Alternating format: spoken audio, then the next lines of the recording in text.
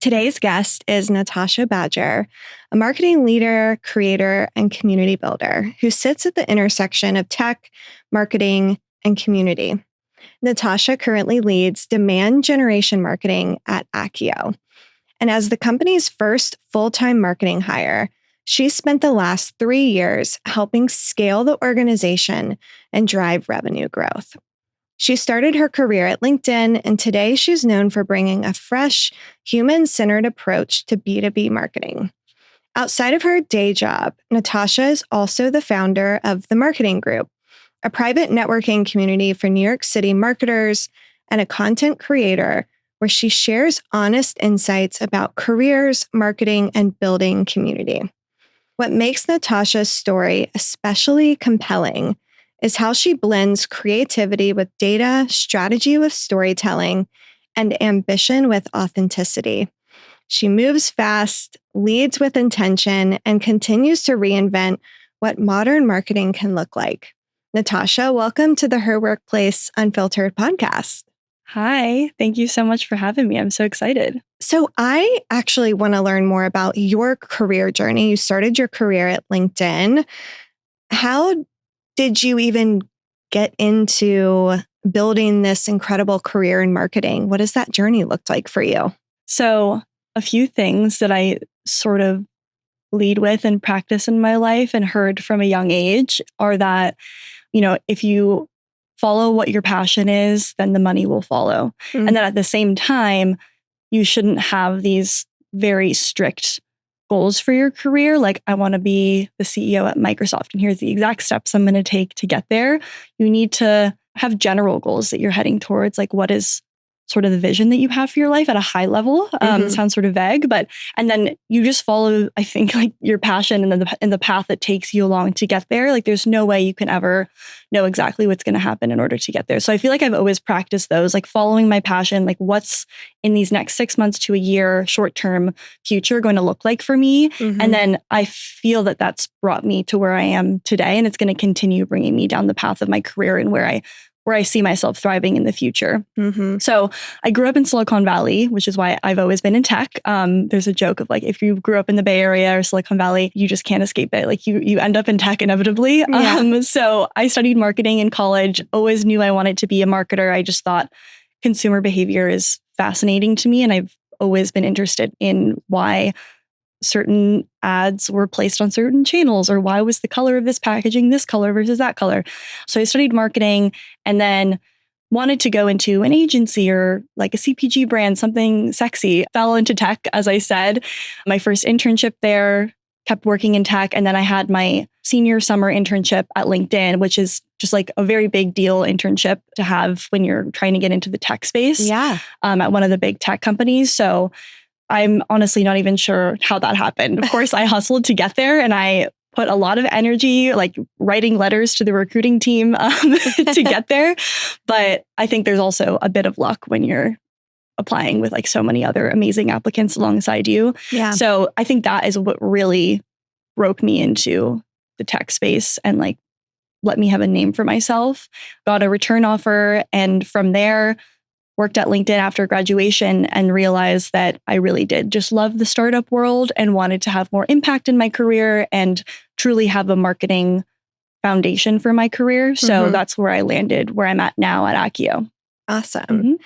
And throughout this journey, you've continued to, like you said, reinvent yourself and your career. How did you navigate those transitions?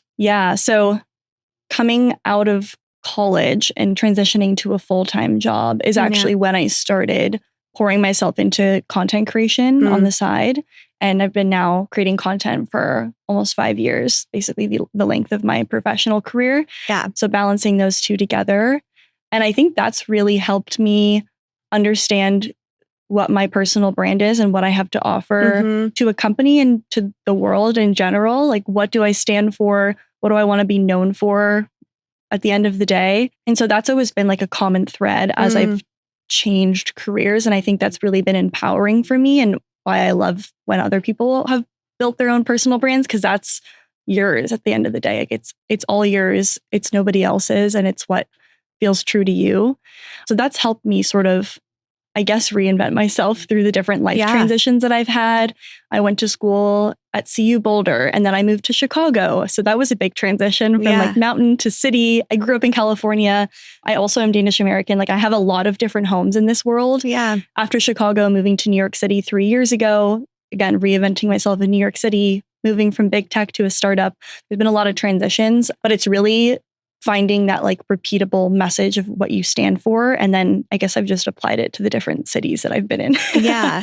And I can't wait to dig further into this in this conversation of you being a content creator. You also have a community that you're building. So we'll talk more about that. But it sounds like all of those elements kind of helped you build that confidence to move from big tech to a growing startup, to move to different cities, just having that exposure to all of these incredible opportunities. I want to ask you, what's the biggest risk that you've taken so far in your career? It has to be joining the startup that I'm at now. I joined when we were seed stage. We were just about closing our Series A round of funding the week that I joined, but technically it was seed when I still joined. Wow. I did not, when I was making the transition, I knew I wanted a startup, but I was targeting maybe more like 200 person size, like a little more established. So it was definitely a risk for me to join such a small company. I was like the 10th employee. Wow. First full-time marketing hire. And I remember getting the offer and thinking like, this role is exactly what I want to set myself up for the rest of my career. I'm going to learn everything there is to know about building a marketing organization and figuring out what I want to do with my marketing career specifically. So on top of that, I also just really believed in the founding team and the mission of the company. And so that's what ultimately made my decision, honestly, pretty easy. I was like, yeah, I'm going to do this. And I also was like, Natasha, you're going to have to lock in for the next, X amount of years. It's now been 3 years that I've been locked in. Wow. But what I was getting myself into, I was joining a high growth startup, early stage, and takes a lot of energy and a lot of willpower. So it's been a fun ride and we're still going. So like probably 3 more years of this. Yeah. And I'm sure through that experience, you've learned so much because, startups are fast moving, you're absorbing so much so quickly. How has that changed your perspective on career growth in general? I think one of the big lessons that I've learned, and I sort of learned this in the job search process when I found my current company and my current role. Again, I was leaving big tech and I was trying to figure out what that next step would be. Like, would I join an agency? Would I join a startup? Or would I join another big company and like really build my marketing career brand by joining a big company? So I talked to a mentor of mine who I had met at LinkedIn. He's a VP of marketing somewhere else now. And he actually gave me such good advice that still sits with me to this day, specifically to a marketing career. But he said, because I was evaluating agency, startup, big brand, I had interviews for all 3 of those types of companies. I was like, I don't know what I want to do. What's going to basically set me up for success for the rest of my career? Yeah. If I want to one day be a CMO, for example. And he just said, as a hiring manager and as someone who's hired obviously a lot of marketing teams, here's what I'd think if I saw these on your resume. And he just went through each one. He's like, if you're at an agency, you know how to get shit done. You know how to get things done on time. You know how to work with clients. Like you can hustle. If you work at a big brand, he's like, okay, but like, I know you're going to have a strong, reputable foundation for how to do marketing, but you're going to be very specifically tied to one segment of marketing. Like you're just, because you're a cog in the wheel and you're specifically doing this one little job, you don't have the bigger picture vision, but you will be very, very specialized in that one role. So if I'm hiring for that specific role, there is a benefit to that. And then the last one was a startup, which sort of goes along with the agency route. Like, you know how to, again, get things done, hustle, you know how to do basically everything in marketing because you're spread so you're doing thin. Everything. Yeah. So then I was like, okay, so now it's agency or startup. That sounds like the best fit. And I went the startup route, but now we sell to agencies. So there you go. Yeah, here we are.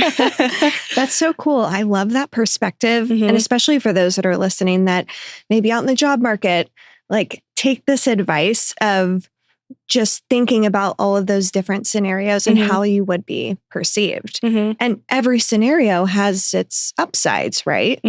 It's a matter of where you want to go in your career and what that story is. Yeah. So I want to talk more about just B2B marketing because you care so much about the intersection of B2B marketing and how to make that human-like. What is your perspective on how you put that into practice in the work that you do?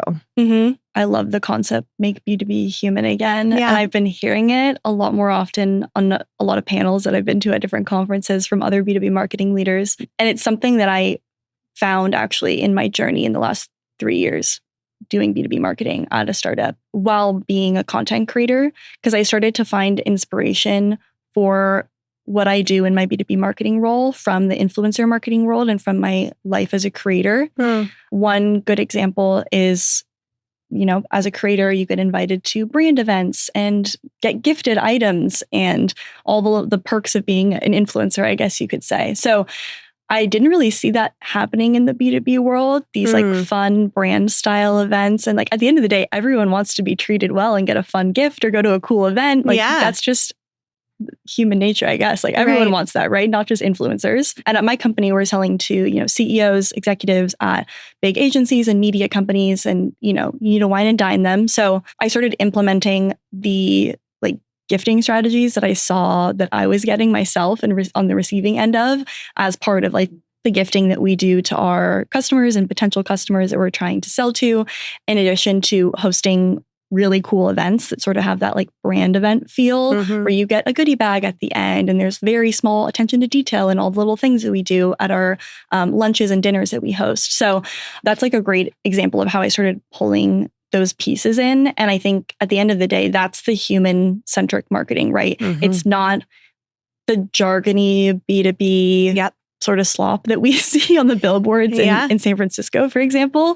They're executives that we're selling technology to, of course, but they're humans at the end of the day. What do they really care about? What's going to resonate with them? We can't just treat them I don't know, they're AI. You have to treat them like they're a real person. So figuring out what just resonates with them or just with humans at the end of the day is the principle, I guess, behind how I sort of practice making B2B marketing human again. Yeah, you're so right. It's building the relationship, even from a B2B side. Like you said, it's not selling to another company. You're selling to another person. So or a group of people. So it's so important to do those things that make them feel valued and seen and special. It makes such a big impact on pipeline and revenue. It's really cool to see how just the smallest touches, the human-centric touches, can really impact someone's perception of your brand. Yeah. I'm curious just how you kind of develop that strategy of increasing growth while building these relationships, because it does take more time and effort to approach it from this human-centric way. And so how does that tie to the growth and revenue of the company? I honestly don't think that there's a balance, because I don't think there's one without the other. We run an enterprise sales motion. So we're doing these very long sales cycle enterprise deals. And my job is to fill the pipeline for the sales team to go make those happen. And so to get people to the place where they're ready to, or to find them when they're at the spot where they're ready to make a huge high value decision like that, it just requires that human-centric relationship building aspect. So you need to be really cognizant of every single step along the way of the marketing funnel when they're coming from the top of the funnel through the bottom and then into the sales pipeline. I'm still following those people through the sales pipeline and gifting to them and hitting them with the right ads and whatever the different touch points are while they're having the relationship with the salesperson at the same time. You just can't expect someone, or it's a group of people, a buying committee, to make whatever multiple $1,000 to $1 million purchase without having that strong relationship and trust. I want to talk about what are some of the biggest challenges or opportunities that you have faced in scaling marketing at a high growth startup? Yeah, lots of them, of course, like at any startup. I think when I first joined, and still, but when I first joined, it was the shock of stepping in and like, oh, there's nothing here. There's like, I had to build the Google Drive for us. Yeah. The very it's basics. those little things that you don't think about necessarily. Exactly. The LinkedIn page, like what is all just the basics that when you step into, an established company, that's all there for you. Even the messaging, like, what's our messaging? I remember asking my CEO on the first day and he's like, that's why I hired you. I was like, okay, got it. We're still, building that out as we go. Yeah. 3 years down the road, we're a lot more established, but it's that building the plane while you're flying it, to use the startups jargon, but definitely building the plane while you're flying it. Like, how do you put those fundamental systems in place while you're trying to scale and grow a company, revenue, and of course, just like for my specific instance, the marketing organization. And that's, I think, one of the biggest struggles for me is balancing those two together, because you do have to prioritize in your 8 hour plus days what takes priority. Like, do we focus on building out the right system for making sure that we know how to train our next employee, or do we focus on this like high impact campaign to close our next deal? Right. It's like developing the operational strategy at the same time with driving revenue and growth. Yeah, it's hard. Do you have any recommendations for someone that may be exploring going from corporate to in-house at a startup? Yeah, I actually just made a video about this, so it'll probably be live by the time this is live. Oh, great. So they can go watch that. But my piece of advice would be to just, with any decision in your career, like, take a step back, understand why it is that you want to make that change. For me, when I went from big tech to a startup, I genuinely realized in big tech that I couldn't make as big of an impact there as I wanted to be making. I wanted to be really close to revenue or product, which is the highest impact areas of a tech company. Yeah. And I wasn't finding that at my last job.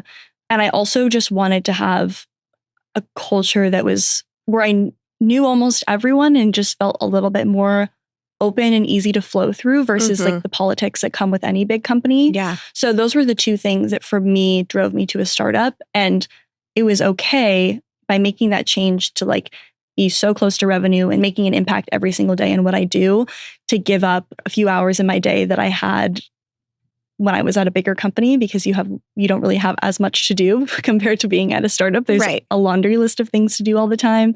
Your work-life balance gets sacrificed a little bit at a startup. The amount of energy that you just have to put into your day is so much higher.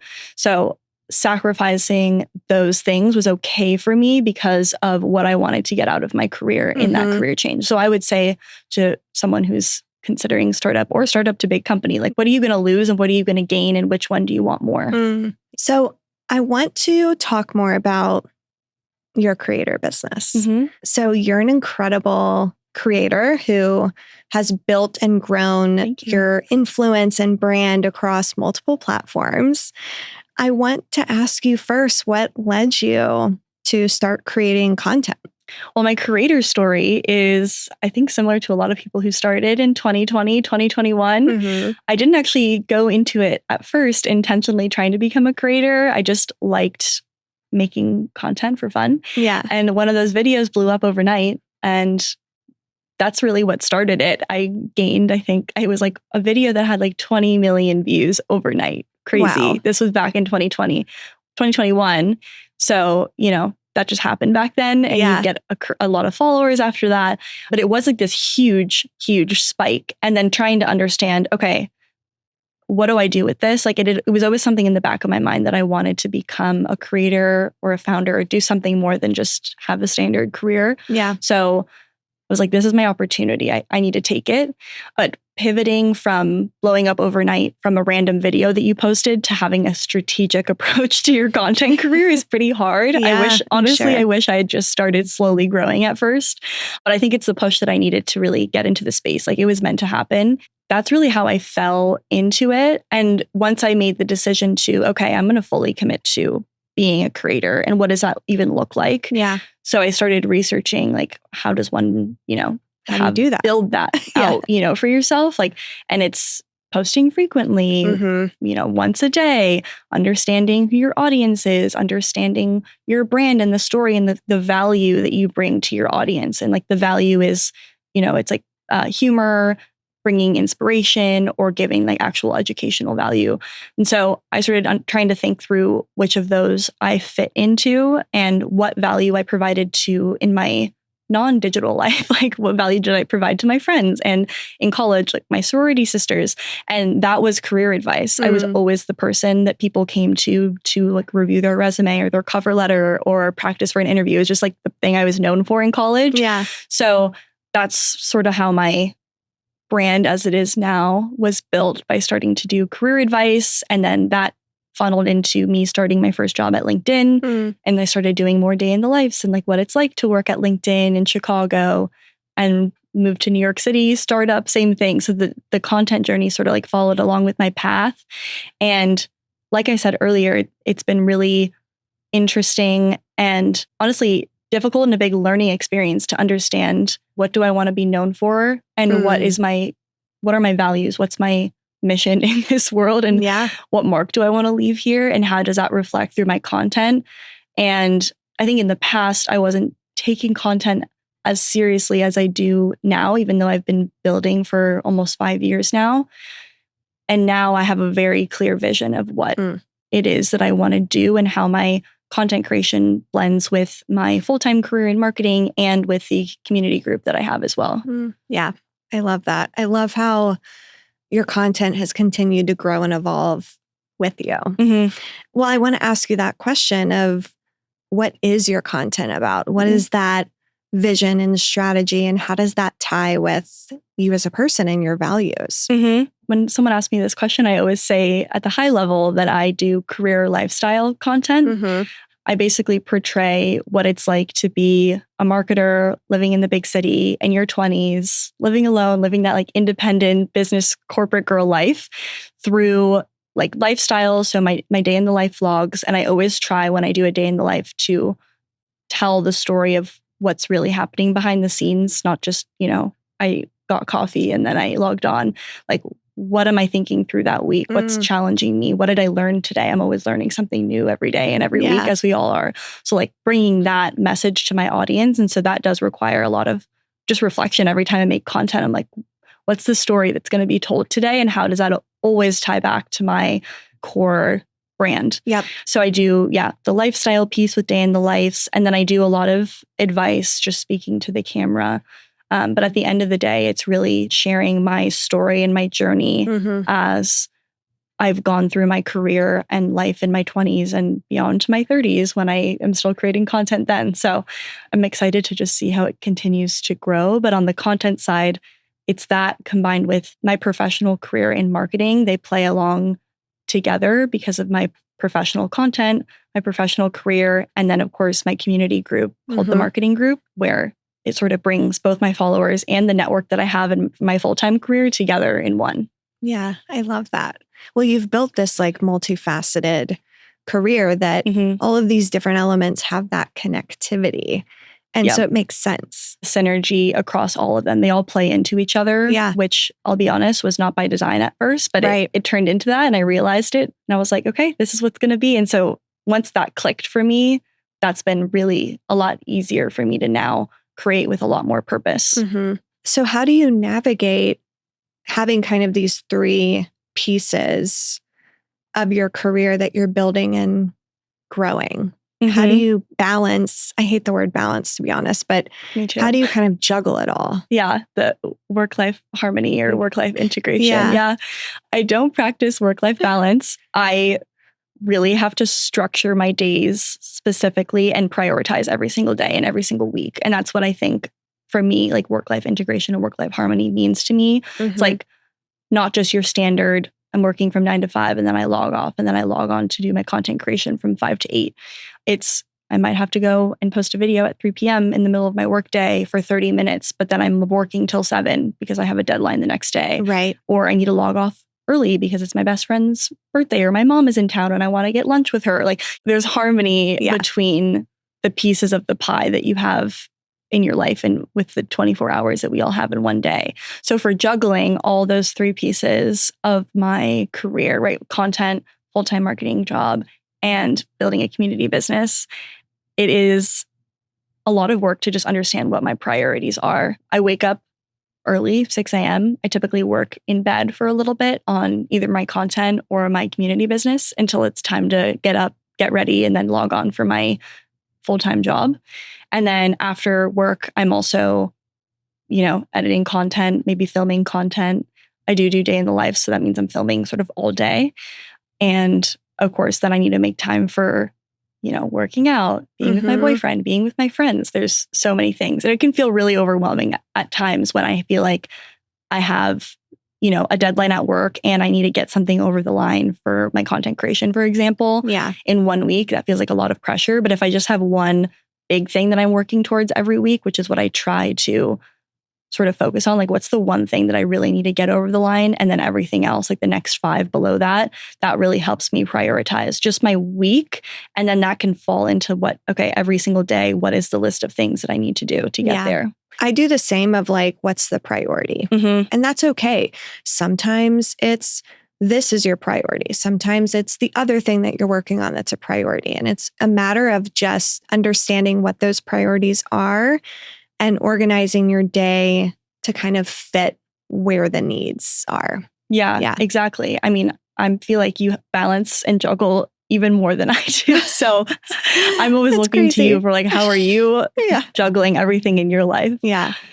Well, I want to ask you just about content creation for anyone listening who say has a full-time job and who is interested in becoming a creator or dabbling in content creation. What advice would you have for them? I would say to just start.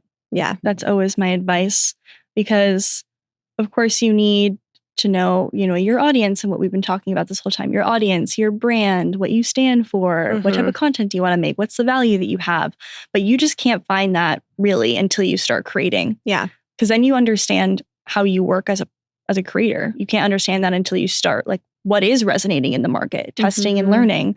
What do I actually like creating content about? Like, what's draining me? What's giving me energy? What can I talk about endlessly? And that's what you want to start leaning into.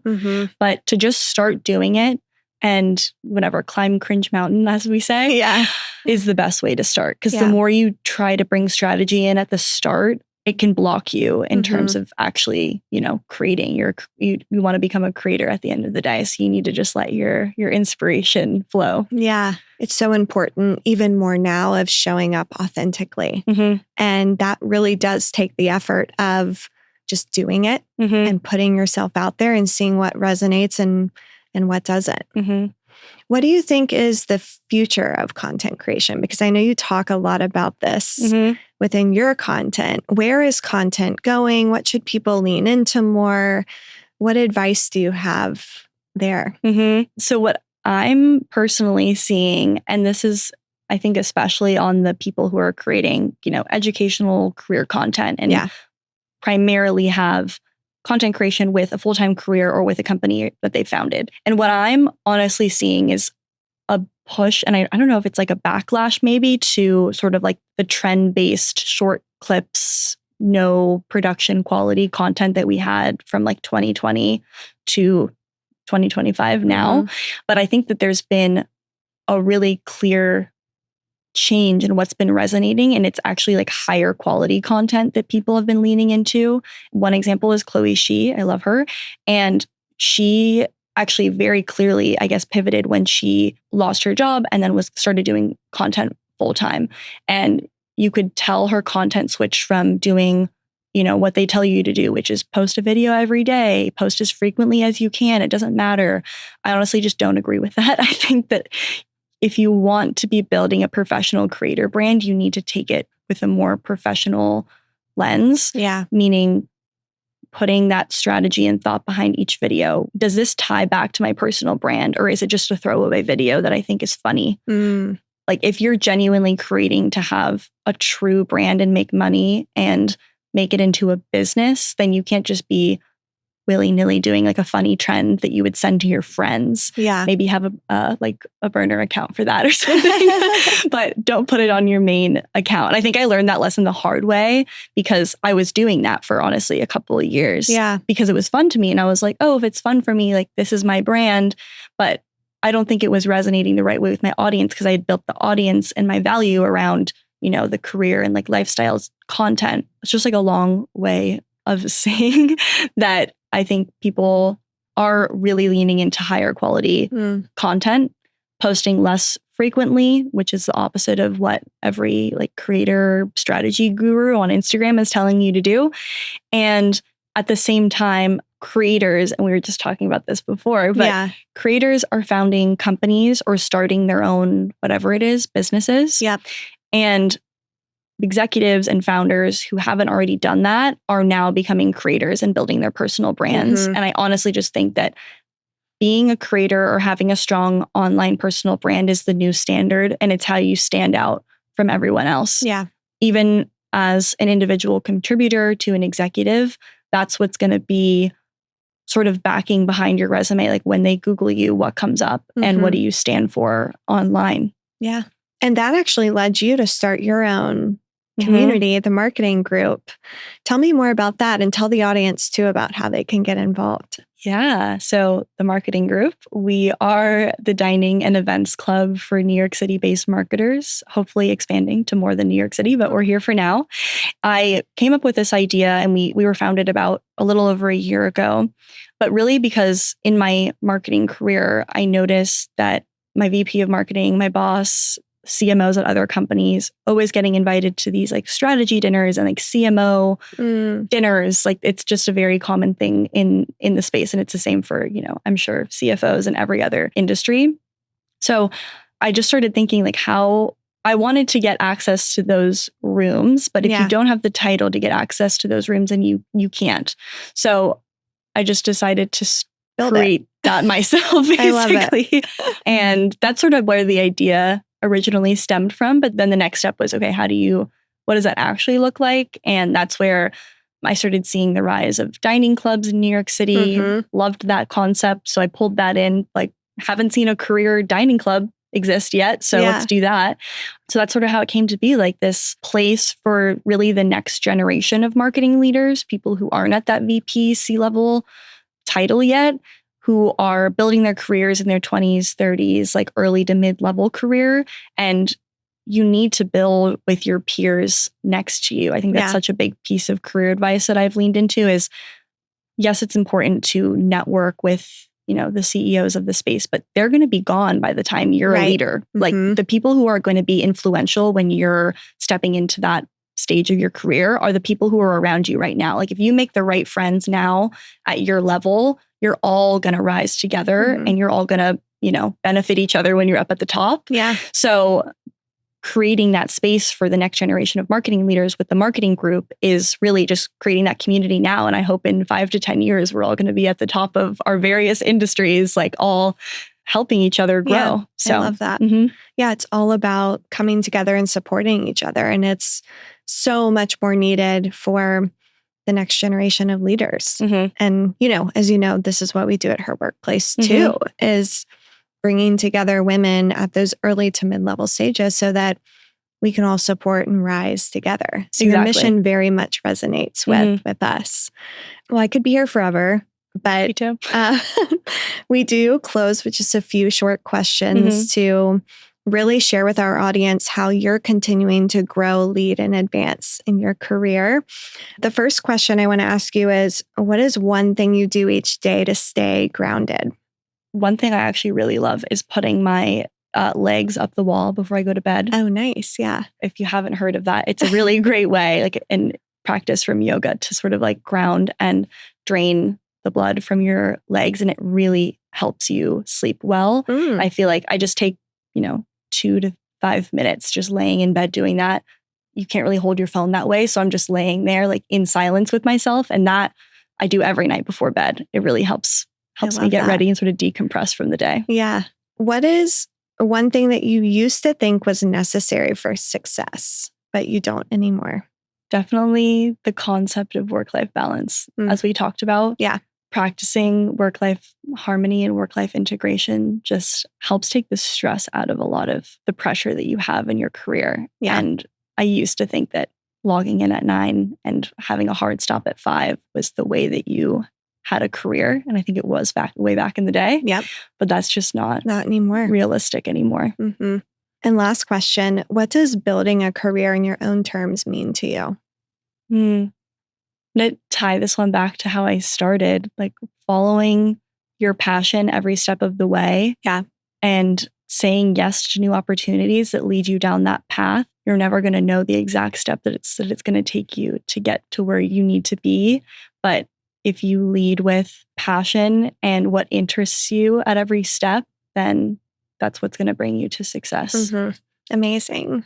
And where can people find you, follow you, and get involved with the marketing group? Of course. So you can find me on Instagram, TikTok, LinkedIn at Natasha Badger, at natasha.badger on TikTok, and then my full name on LinkedIn. If you want to get involved with the marketing group, you can go to the marketing group with an E at the end, like French.com. We're also on Instagram. We have a newsletter. So that's how you can find out about all of our upcoming events. Cool. Well, thank you for being here with us today, and really loved learning more about you and your career journey and all the incredible things that you're doing. So thank you. Thanks so much for having me. Yeah.